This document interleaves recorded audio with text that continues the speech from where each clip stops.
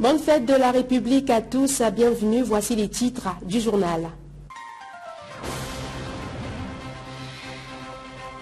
28 novembre 1958, 28 novembre 2019. Cela fait 61 ans, jour pour jour, que le Congo a été proclamé République.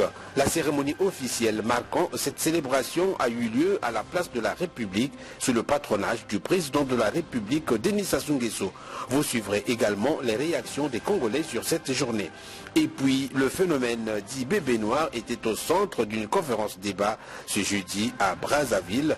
À suivre enfin les grandes conclusions retenues au cours de la conférence des ministres en charge du genre et de la justice de la CIRGEL clôturée mercredi à Kintélé.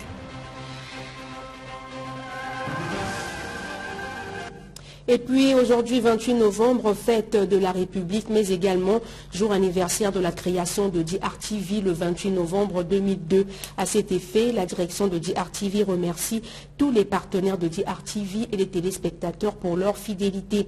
Aux agents et cadres de l'entreprise, elle adresse des félicitations pour le travail abattu durant 17 ans, tout en les encourageant à plus d'efforts et de persévérance dans le contexte économique difficile actuel. À tous, sincère remerciements. Il y a bien 61 ans que le Congo, notre pays, était porté sur les fonds baptismaux en tant que république. Ce fut un certain 28 novembre 1958 à Pointe-Noire, alors capitale administrative et politique territoriale du Moyen Congo, que la République est née, la res publica, c'est-à-dire la chose publique. Ce 61e anniversaire a été célébré ce 28 novembre à la place de la République, ex-rond-point CCF, sous le haut patronage du président de la République, Denis Sassou Nguesso, en présence des corps constitués nationaux et internationaux. Giscard Maungu, Anissé Mongala. 28 novembre, la place de la République accueille le 61e anniversaire de la proclamation de la République. La paix est le thème de la célébration, mais avant, le monde a observé le rituel de tous les 28 novembre. À pas qu'à danser. Tout le monde est suspendu sur ce militaire du groupement d'apparat et d'honneur. Il vient pour la levée des couleurs. Après, l'hymne national est entonné. Et c'est Thierry Leza Mongala, le ministre de la Communication et des Médias, qui est venu pour dérouler son évocation sur la paix. La paix qu'il a sublimée, la cajolant même. La paix est une fleur délicate. Comme la rose de la femme, elle doit être semée et régulièrement entretenue.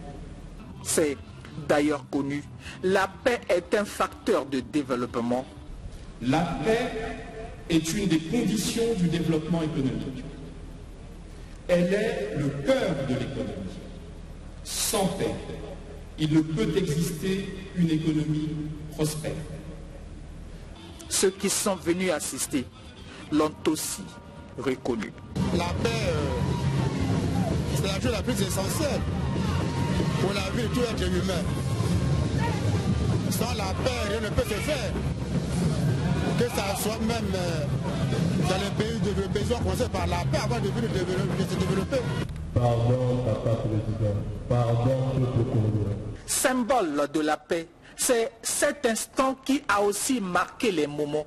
La reconversion d'un bébé noir et la demande de ce jeune garçon.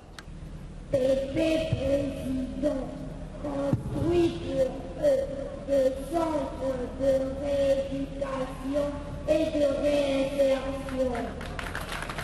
Vos applaudissements, mesdames et messieurs. Ce 28 novembre, jour anniversaire de la célébration de la proclamation de la République, quelques citoyens interviewés donnent ici leur avis sur la nature et le sens de cet événement. Ils ont été abordés par Christy Mathiona. Suivez son reportage.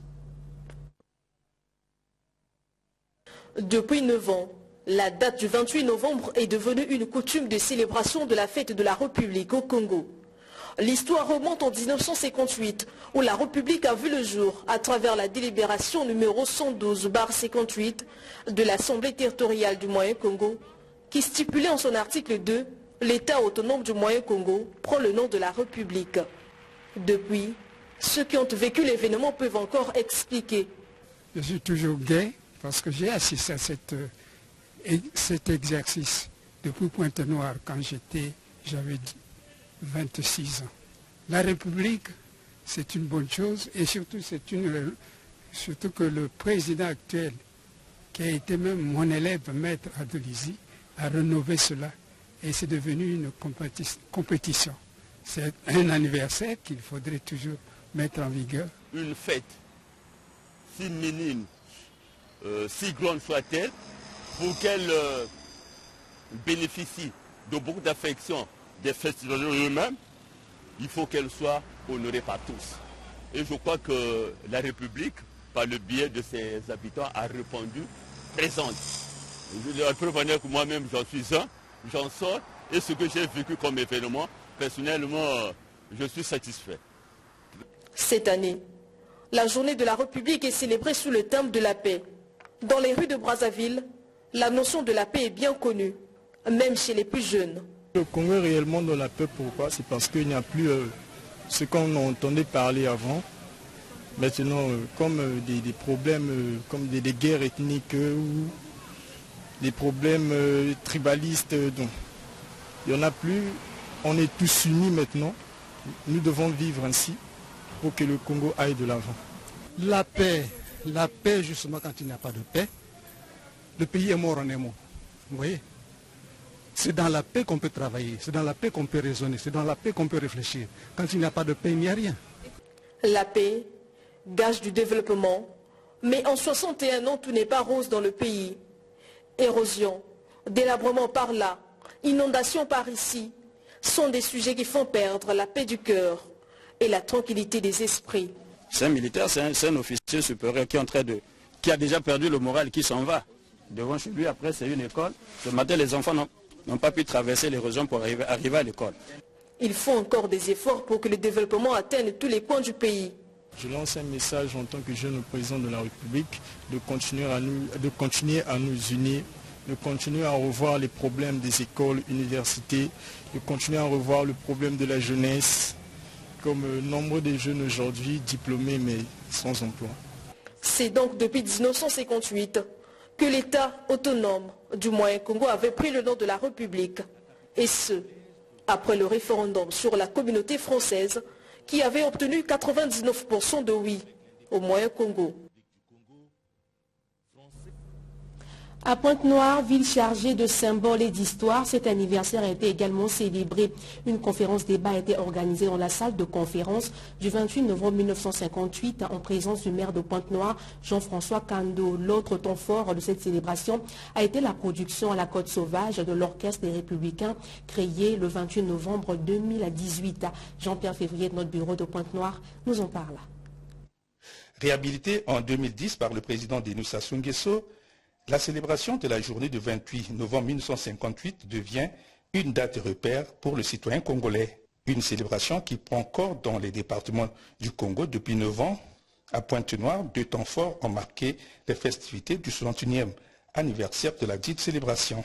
La conférence débat dans la salle de conférence du 28 novembre 1958, ponctuée par le récit évocatif de la trame des événements avant la date de la proclamation de la République du Congo. Les officiels et les invités de marque ont suivi attentivement Frédéric Pombo, expert de l'UNESCO en musée, personne lumière de la journée du 28 novembre 2019. Une conférence débat soutenue par le mot de remerciement du député maire de la ville de Pointe-Noire, représentant le préfet du département de Pointe-Noire. Cet incident se déroulant ainsi, il avait ordonné à ses électeurs et aux quelques élus du PPC qui étaient là de sortir dans la salle. Nous avions dit Jean était de l'UDIA et Youlou était de l'UDIA. Youlou désemparé va demander à Jean quelle était la conduite à tenir face à cette situation qui était créée.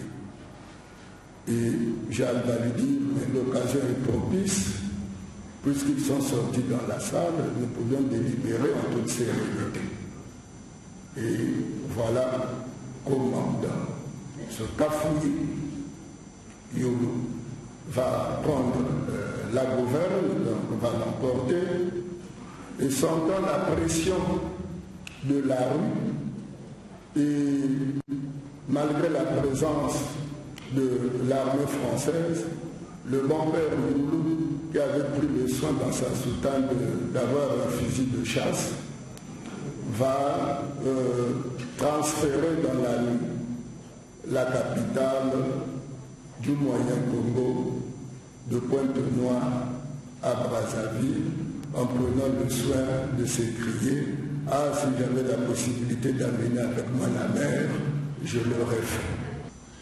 Au niveau de notre ville, nous pouvons aussi dire, par rapport à nos comportements, que nous ne servons pas la République dans le bon sens. Si nous occupons anarchiquement les lignes de rivière, si nous détruisons anarchiquement les mobiliers publics, et si nous n'avons pas de comportement conforme à l'éthique républicaine. Je crois que ces moments d'introspection doivent répondre à ce genre d'interrogations pour que nous puissions changer dans la bonne direction. Une célébration qui s'est poursuivie par le premier anniversaire de l'orchestre Les Républicains, accompagné de l'icône de la musique congolaise, Cosmos Moutouari à la Côte Sauvage, pour donner un éclat aux festivités du 28 novembre 2019.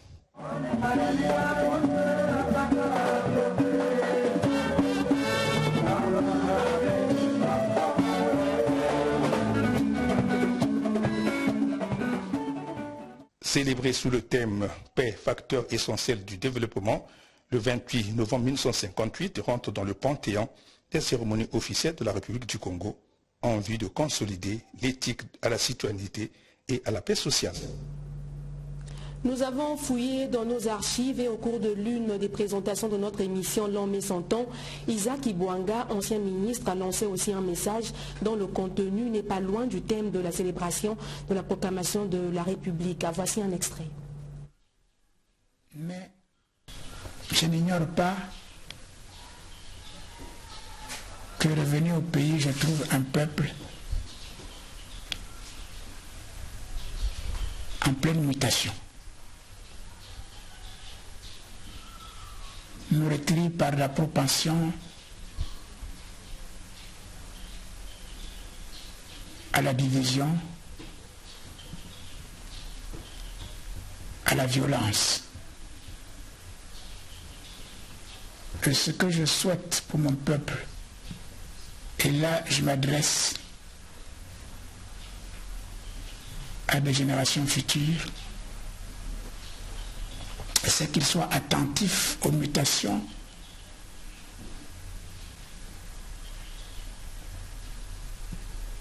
qui se réalisent ici et là. Et qu'ils fassent preuve, autant que faire se peut, de retenue. Qu'il évite les excès. Qu'il évite surtout les rejets.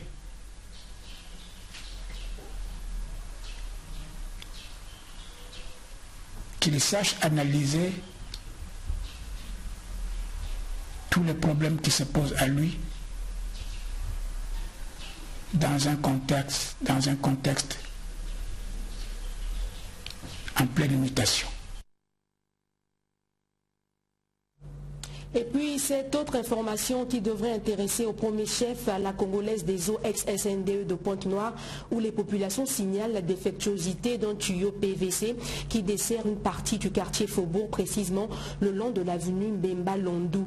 Les populations impuissantes attendent que les brèches soient colmatées. Le constat de Jean-Pierre Février.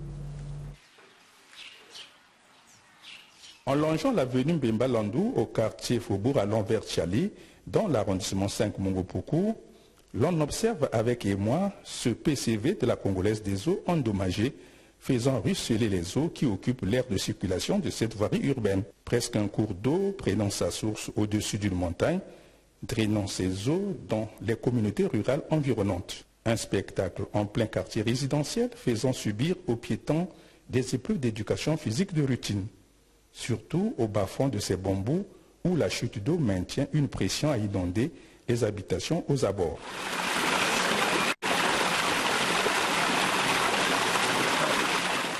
Des citoyens rencontrés n'ont pu garder leur langue dans la poche pour décrier cette rivière de fortune.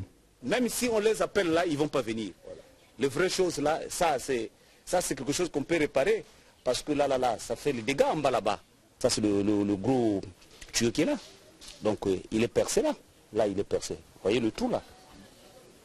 Si tu creuses là, tu dois voir un trou là. Si tu montes un peu là, tu dois voir le tuyau là. Va se le voir là-bas. Tu piétines là, tu dois voir l'autre sort. C'est la société qu'on peut changer, mais le mentalité, on ne peut pas le changer. Mais quand même, il faut quand même arranger quand même. Ça fait plaisir quand on arrange, mais ça fait mal quand on n'arrange pas. Parce qu'il y a d'autres quartiers, l'eau ne part pas, ça fait 1 mois, 2 mois, l'eau ne sort pas. Bon, pendant ce temps, il y a de l'eau qui sort là, qui est dans la gratuité, à la portée du ravin. Ça fait des dégâts, il faut descendre un peu là-bas, en bas là-bas, ça fait des dégâts. Déjà quand vous regardez le mur là, il est proche de tomber. Le mal du Congo, focalisé par le manque d'entretien et de suivi des installations ayant coûté beaucoup d'argent à l'État, s'étend dans plusieurs secteurs qui exigent une volonté de ces agents de mieux organiser leurs services techniques. Le cas de ce PCV endommagé laisse dire qu'au Congo, l'on change les noms des sociétés sans changer les mentalités des acteurs de développement.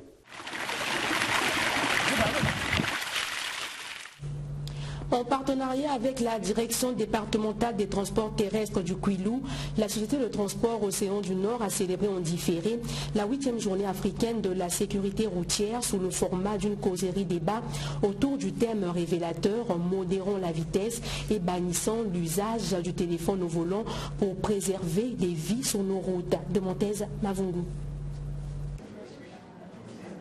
Océan du Nord, agence leader de transport routier, et la direction départementale des transports terrestres du Kwilu ont fusionné leurs efforts pour célébrer en différé la 8e journée africaine de la sécurité routière. Un partenariat public-privé qui a fait valoir le sous-thème « Modérant la vitesse et bannissant l'usage du téléphone au volant pour préserver des vies sur nos routes ». Occasion donnée à ces deux entités de transport terrestre de vulgariser et sensibiliser par une causerie débat interactive en salle les usagers du transport et chauffeurs de véhicules sur les causes des accidents de route en Afrique. À l'actif des exposés, l'on retiendra le témoignage poignant du responsable communication et marketing Océan du Nord, Freeman Monsi Massala, sur les mesures prises par sa société. Si aujourd'hui Océan du Nord a accepté d'apporter son soutien à la direction départementale des transports terrestres Kwilu, mais c'est parce que nous sommes aussi concernés. Le transport est une affaire de tous, on est transporteurs. Non seulement qu'on est concerné dans ce département, mais aussi dans cette direction de transport, mais aussi le téléphone au volant est une question qui a été évoquée, chaque fois aussi en Nord. Je suis certain que parmi vous, il y a ceux qui ont été déjà dans le bus de Sion du Nord, qui ont sans doute aussi constaté le chauffeur avec le téléphone au volant. Je suis sûr. On ne dira pas qu'on est sain, que nos chauffeurs n'utilisent pas les téléphones, si, on doit l'admettre. Mais c'est une question que nous n'avons pas du tout négligée. Alors, c'est quoi la sécurité? Pour nous aussi, du Nord, ou encore pour tout le monde. La sécurité ne sont que l'ensemble des mesures prises par certaines personnes pour éviter les dégâts. Diminuer, bien sûr, éviter les taux de mortalité dans la circulation. Donc, aujourd'hui, pour nous aussi, du Nord, la sécurité routière représente beaucoup de choses. Raison pour laquelle, pour prendre des mesures, on est allé sur cette base avoir un bus atroce, comme a dit monsieur le directeur, un bus atroce, mais dans chaque bus, on s'est arrangé à ce que la vitesse soit plombée.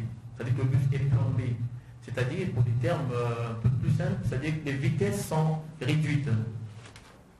90 à l'heure. C'est pour éviter la vitesse.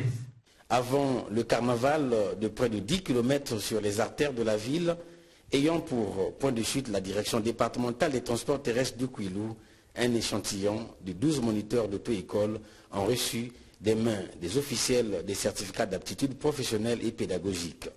Les célébrants et les organisateurs arborés des autocollants, des messages publicitaires ont marqué avec éclat les festivités de cette 8e journée africaine de la sécurité routière à Pointe-Noire.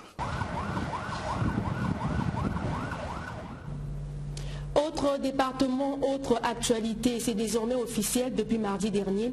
Le district de Fouati dans le département de la Bouenza est connecté au réseau électrique grâce à la société de recherche minière Soremi, à la grande satisfaction des populations. On voit tout cela dans ce reportage de Giscard Maungu. C'est un poste de 110 kVA installé dans l'enceinte même de l'usine de Soremi qui apporte une petite révolution à Fouati et peut-être en décembre à Bokosongo. Mais en attendant, ceux qui habitent Fouati sont déjà contents. Vraiment c'est un rêve, on n'était pas sûr qu'on devait avoir le courant dans Fouati. Vraiment, tous on était contents. C'était la fête dans Fouati. Vraiment, tous on était contents, très contents, très contents. Contents, oui. Parce qu'il y a quelques minutes, le président de la République, Denis Sassou Nguesso, venait d'actionner un bouton ici. Et le courant électrique était à Fouati. C'est une première. Fouati est toujours resté dans le noir. La localité est désormais comptée parmi les centres électrifiés. La joie est énorme. Joie énorme parce que depuis que nous sommes arrivés, il n'y avait pas de lumière. Et nous avons connu ce qu'on appelle l'exode rural. Le village s'est vraiment dénudé. Maintenant avec l'électricité, nous suivons maintenant l'exode, je ne sais pas qu'on appelle ça, urbaine pour venir chez nous. Et on imagine aussi que c'est l'économie qui va être relancée. Tout à fait, l'économie sera relancée parce qu'au niveau de Fouati, en dehors des grands ensembles économiques, mais les petits boulots vont naître. La nuit, nous sommes repartis pour constater. Bien évidemment, l'arrivée de l'électricité à Fouati est le sujet du jour. Tout le monde est content. Les courants, je ne sais même pas comment, vraiment les sentiments, vraiment, je ne sais pas comment dire. Et ce jour, ils ont dansé jusqu'à tard la nuit. À l'occasion, Serge Blaise Zoniaba a rassuré aussi sur la suite de cette électrification rurale à Bokosongo. La localité de Bokosongo devrait être électrifiée avant la fin de l'année en cours. En effet, les travaux de construction de la ligne Fouati-Bokosongo, longue de 31 km, se poursuivent. Les supports nécessaires à la construction du réseau basse tension sont déjà implantés. Ceci, si bien évidemment la nature ne s'y mêlait. On se bat d'abord pour Bokosongo, sauf que j'ai un ennemi crucial qui est la pluie et qui peut empiéter à cette date. Sinon, en ce moment, j'ai mes gars sur le terrain en train de travailler d'arrache-pied. Dans la zone, il y a aussi Yamba qui attend sa part. Nous sommes le 28 novembre, date de la proclamation de la République. La République, c'est aussi une communauté d'esprit ou d'idées et d'une jeunesse encadrée et accompagnée, et non celle qui s'exprime à travers des antivaleurs et qui navigue à vue. Cette problématique a vivement intéressé la Fondation Manaïm Rema au cours d'une conférence débat organisée pour esquisser quelques pistes de solutions qui vaillent. Vincent de Paul Koubemba, Jaurès et Combat. Les bébés noirs viennent fumer leur chambre derrière notre maison, ça nous dérange, ça nous fait peur et ça nous embrouille de lire. Le petit Daniel est effrayé. Sa peur est bien justifiée à cause de ce phénomène dit bébé noir. Le sujet a suscité une réflexion mercredi dans la grande salle de la grande bibliothèque de l'université Marien-Ngouabi. Officiers supérieurs de la police, des forces armées congolaises, de la gendarmerie, personnalités politiques et membres de la société civile ont rehaussé de leur présence cette conférence débat initiée par la fondation Manahim Rema. Quelles sont les causes du phénomène bébé noir? Comment éradiquer ce phénomène de nouvelles délinquances juvéniles?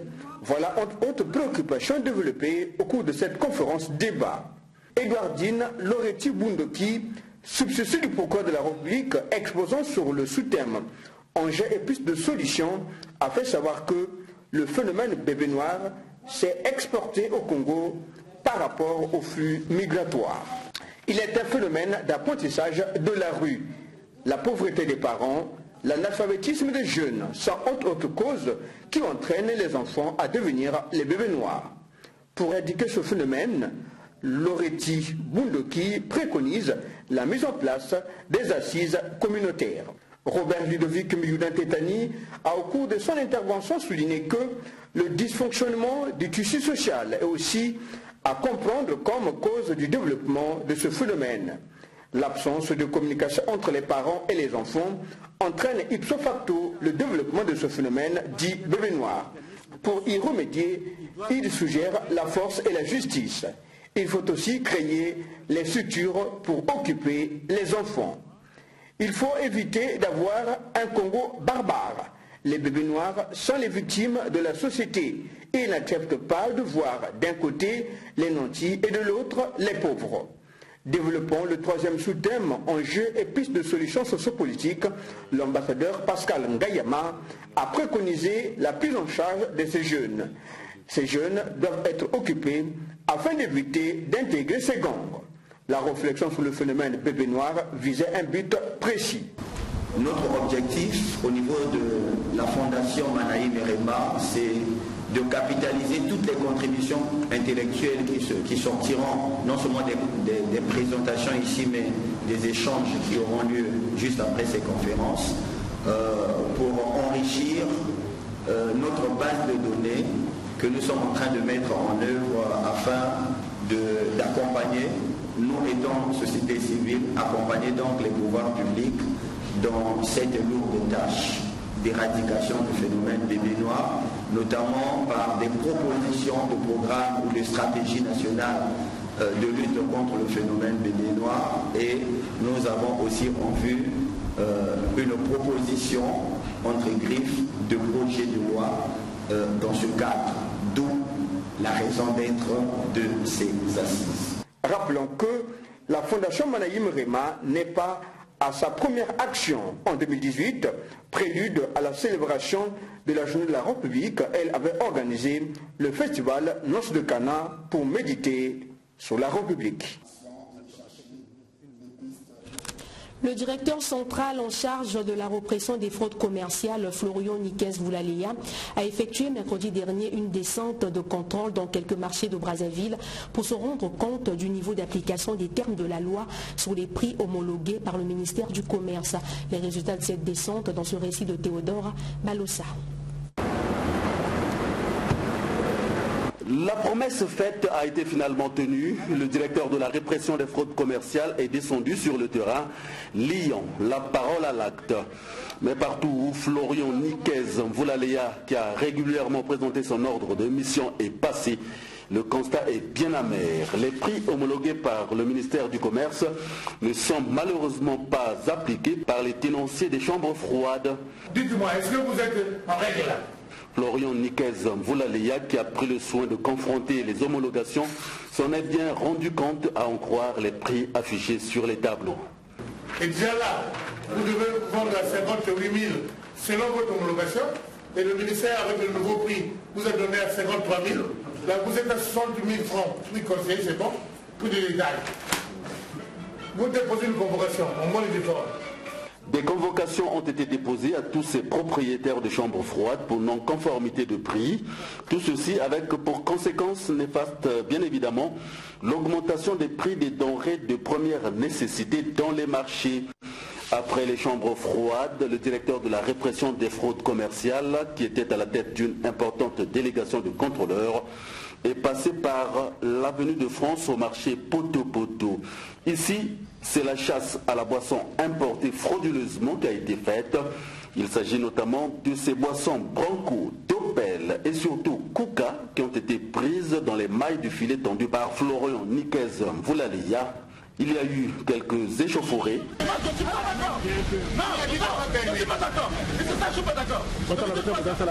Mais la force et la puissance de l'État ont fini par l'emporter.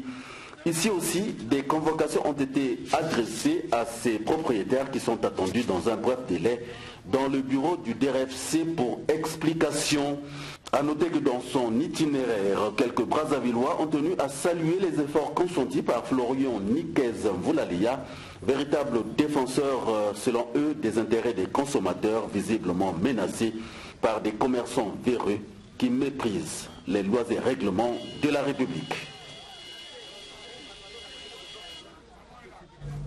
Comme annoncé dans les titres, les travaux de consultation de haut niveau des ministres en charge des questions du genre et de la justice des 12 pays membres de la CIRGEL ont pris fin hier à Kitele par l'adoption d'une feuille de route commune assortie de plusieurs résolutions concernant les violences sexuelles basées sur le genre. C'était en présence du Premier ministre Clément Mwamba. Vincent de Paul Koubemba nous fait le point. La consultation de haut niveau des ministres du genre et de la justice de la CIRGEL portant la consultation de haut niveau des ministres du genre et de la justice de la conférence internationale sur la région du Grand Lac portant examen de la mise en œuvre de la déclaration de Kampala adoptée le 15 décembre 2011 a été clôturée mercredi à Kitele. Après avoir actualisé cette déclaration de Kampala, les experts, les ministres du genre et de la justice de la CIRGEL ont formulé une série de recommandations et de motions de remerciement. Approuver la loi type sur la création des tribunaux spéciaux, de sessions extraordinaires et de procédures spéciales sur les VSBG, exhorter les législations nationales à intégrer des mesures qui tiennent compte des dispositions relatives à la protection des enfants et des personnes vulnérables sur les VSBG, souligner que la question de la sensibilisation des jeunes à la déclaration des Kampala devrait être clairement mentionnée dans le guide régional relatif à l'accélération des procédures pénales applicables au cas des VSBG. La cérémonie de clôture de cette consultation de haut niveau a été présidée par le Premier ministre, chef du gouvernement, Clément Mwamba. Il a souhaité que toutes ces propositions et résolutions soient traduites dans les faits pour le bonheur de la communauté. La coopération bilatérale entre les États-Unis et les pays africains se renforce davantage. Pour preuve, Serge Moubouli, doyen du corps diplomatique aux États-Unis, a organisé un déjeuner en l'honneur de Peter Junior, sous-secrétaire d'État aux affaires africaines. Le commentaire de Vincent de Paul Koubemba. Déjeuner organisé en l'honneur du corps diplomatique africain à Washington. Washington 10, une première a eu lieu.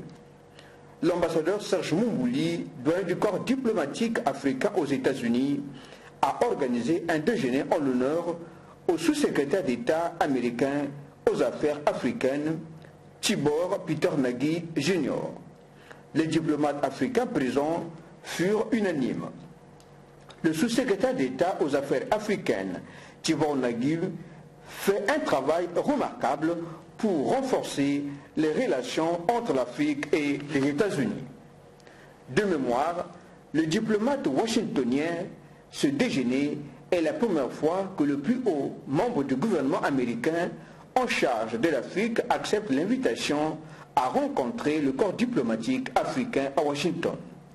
Le déjeuner fut une occasion unique pour les diplomates africains de solliciter avec ses membres souvent très occupés, parfois difficiles à joindre, mais dont les diplomates africains ont besoin dans leur interaction avec le gouvernement des États-Unis. Au déjeuner, l'ambassadeur Serge Moubouli a insisté sur le fait que ce n'était pas seulement la République du Congo, mais l'ensemble de l'Afrique qui avait souhaité la bienvenue à Peter Nagy. Dear colleagues, We are here today to honor Secretary Naj, who is Assistant Secretary of State for African Affairs. Ambassador Naj has very great experience for Africa. He has been ambassador in Africa before, and we all know that. And today he's in charge of all Africa to deal on behalf of the United States. Secretary Naj, his work is to deal with Africa on behalf of the United States and on behalf of his government, on behalf of the President of the United States. As you know, the White House think about the strategy of the President about the diplomacy, and the State Department is in charge of implementing the policy of the President of the United States. L'ambassadeur Mumbouli a ensuite réaffirmé sa confiance dans les relations diplomatiques américano-africaines ainsi que dans le rôle du Bureau des Affaires africaines du département d'État dans l'instauration d'une coopération plus étroite. With the close cooperation that already exists between the Bureau of African Affairs and the African Diplomatic Corps, it is only normal that we, the African Diplomatic Corps, host Ambassador Tibor Naj in order to express our heartfelt gratitude and recognition to the tremendous work as he has already undertaken and continues to undertake as the State Department on behalf of the U.S. government to strengthen the U.S.-Africa relations. We would like to assure Ambassador Naj that the African Diplomatic Corps in Washington consider you as a true and reliable partner for strengthening the relationship between your country and our continent. Le déjeuner entre le corps diplomatique africain et le sous-secrétaire d'État américain chargé aux affaires africaines, qui a réuni une équipe de 8 collaborateurs de premier plan, a démontré l'importance des relations diplomatiques pour le gouvernement des États-Unis.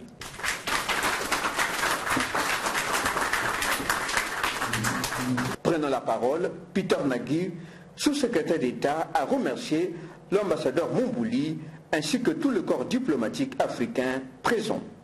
Mr. Dean, we greatly appreciate you doing this event because the one thing we share in the Africa Bureau is a passion and a love for the African continent. Now, we can't decide which of the countries in Africa we represent. That's decided by those above us. But the ones that we are given, I promise you, we do the absolute best we can to advance our relationships. We are all Africa optimists.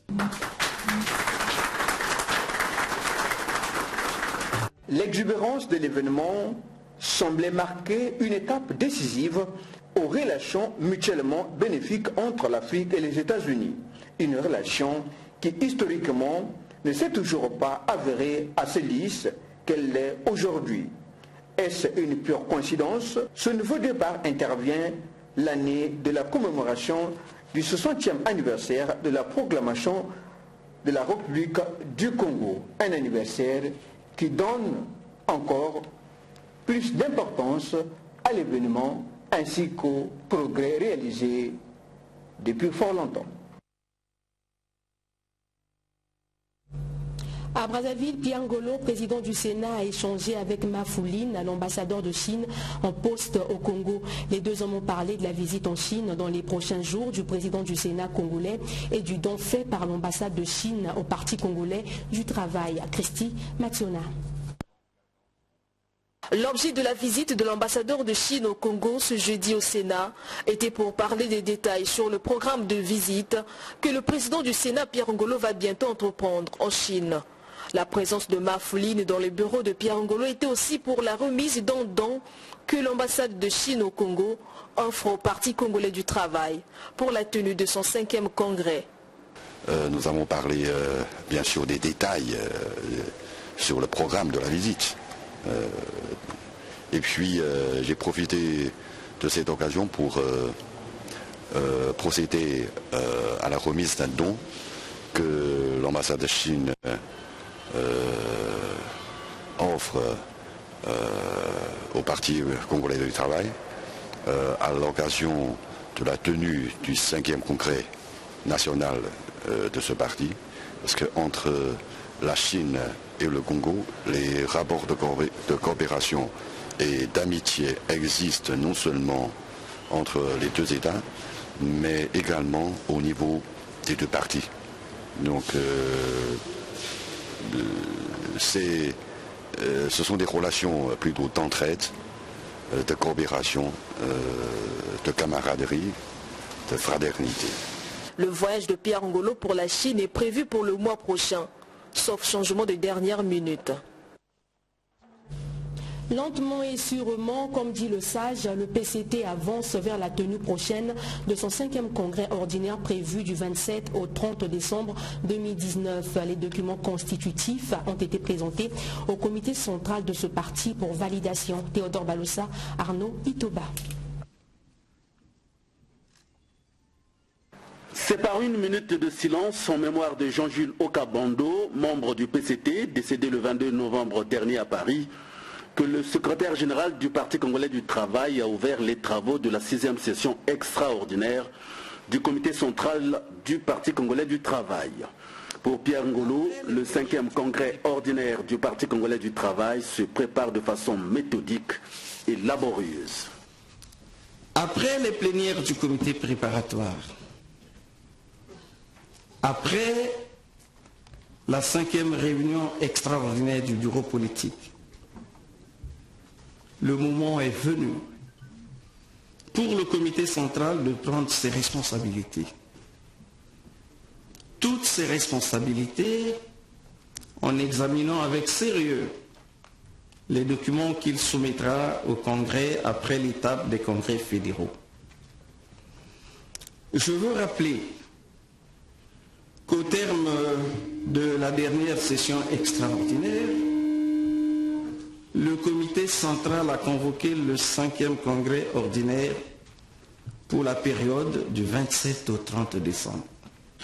Membres et sympathisants du Parti congolais du travail en cette année du cinquantenaire, ensemble dans la discipline et la cohésion, raffermissons les idéaux et les valeurs de notre grand et glorieux parti, relevant sous la très haute conduite du camarade président Denis Sassou Nguesso les défis du développement de notre pays, est le thème retenu pour ce 5e congrès ordinaire.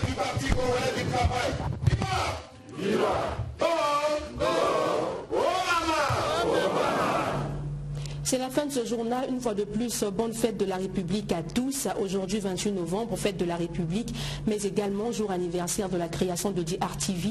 Le 28 novembre 2002, la direction de DRTV remercie tous les partenaires et téléspectateurs pour leur fidélité. Aux agents et cadres de l'entreprise, elle adresse des félicitations pour le travail abattu durant 17 ans, tout en les encourageant à plus d'efforts et de persévérance dans le contexte économique difficile actuel. À tous, sincère remerciement. Nous venons de l'apprendre, notre collègue Borja Samba, directeur des informations à Télé Congo, vient de nous quitter. Il est décédé ce jeudi 28 novembre après un AVC survenu le lundi dernier. DRTV par ma voix présente ses condoléances à Télé Congo, à la grande famille de la presse ainsi qu'à la famille du disparu. Je me suis invité chez vous depuis dimanche dernier. Ce vendredi, je passe le témoin à une autre équipe, 14h Théodore Balossa, 20h30 Justin Bambaka.